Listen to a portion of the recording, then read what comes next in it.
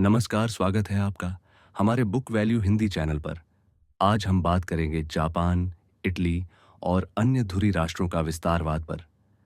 मानव इतिहास की सबसे विनाशकारी घटनाओं में से एक थी द्वितीय विश्व युद्ध।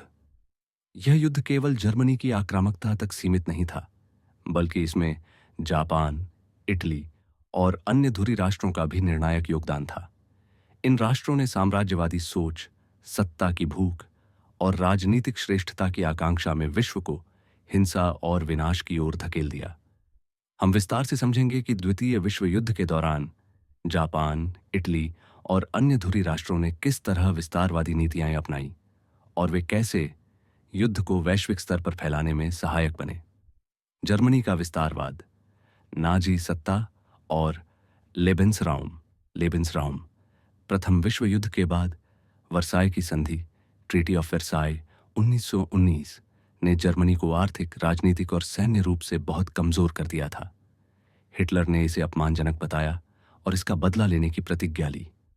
हिटलर की नाजी विचारधारा में लेबेंसराउम, अर्थ जीवन के लिए स्थान, एक केंद्रीय विचार था। उनका मानना था कि जर्मनों को पूर्वी यूरोप में और जमीन चाहिए। प्रमुख आक्रामक घटनाएं: 1936 राइनलैंड में जर्मन सेना की पुनः प्रविष्टि, जो वर्साई संधि के खिलाफ थी।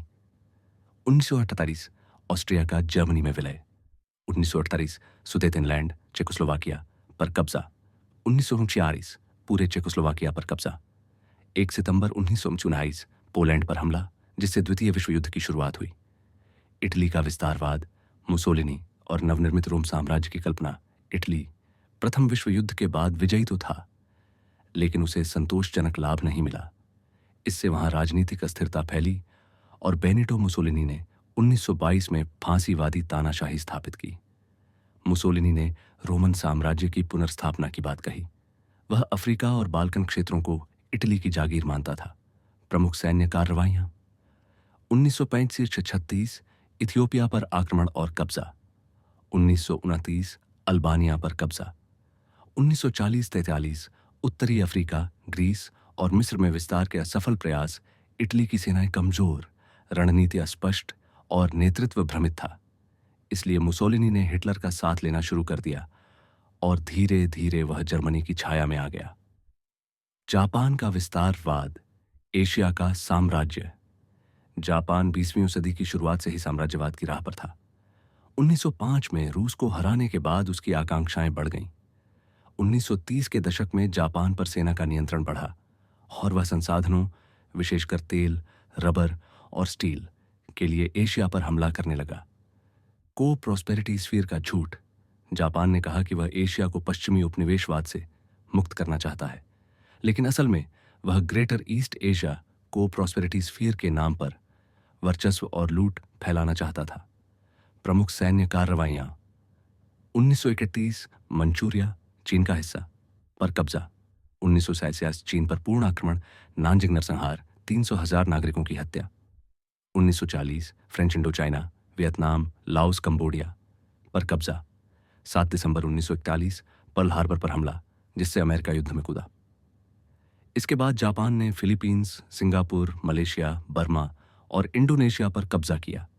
जापान का हमला पश्चिमी ताकतों को चुनौती था, लेकिन वह लंबे समय तक इन इलाकों पर शासन नहीं कर सका। अन्य धुरी राष्ट्रों की भूमिका: जर्मनी, इटली और जापान ने त्रिपक्षीय संधि के तहत 1940 में औपचारिक रूप से एक्सिस पावर्स का गठन किया। प्रमुख सहयोगी राष्ट्र: 1 हंगरी, सोवियत संघ के खिलाफ। 2 रोमानिया, तेल संसाधनों की मदद से। 3 बुल्गारिया, बाल्कन क्षेत्र में जर्मनी का सहयोगी छोर। फिनलैंड, रूस से पुराना बदला निकालने की चाह, साझा उद्देश्य। इन छोटे देशों ने अपनी क्षेत्रीय महत्वाकांक्षाओं और सामरिक हितों के चलते धुरी राष्ट्रों का समर्थन किया।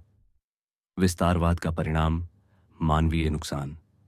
7 करोड़ से अधिक लोगों की मौत, यहूदियों, रोमा और अन्य अल्पसंख्यकों का सामूहिक नरसंहार, होलोकॉस्ट। लाखों लोग शरणार्थी बन गए। जापान, इटली और अन्य धुरी राष्ट्रों का विस्तारवाद केवल भूमि और संसाधनों की लूट नहीं था। यह एक ऐसी सोच थी जो सत्ता को मानवता से ऊपर रखती थी। इनकी नीतियां युद्ध को विश्वव्यापी बना गईं और इतिहास को रक्त से रंग दिया। द्वितीय विश्व युद्ध का सबसे बड़ा सबक यही है: जब राष्ट्र अपने अतीत की महिमा को वर्तमान की लूट से दोहराना चाहते हैं तो सिर्फ विनाश होता है। फिर मिलेंगे एक नई यात्रा में। तब तक के लिए प्रेम करें, स्वतंत्र रहे। धन्यवाद।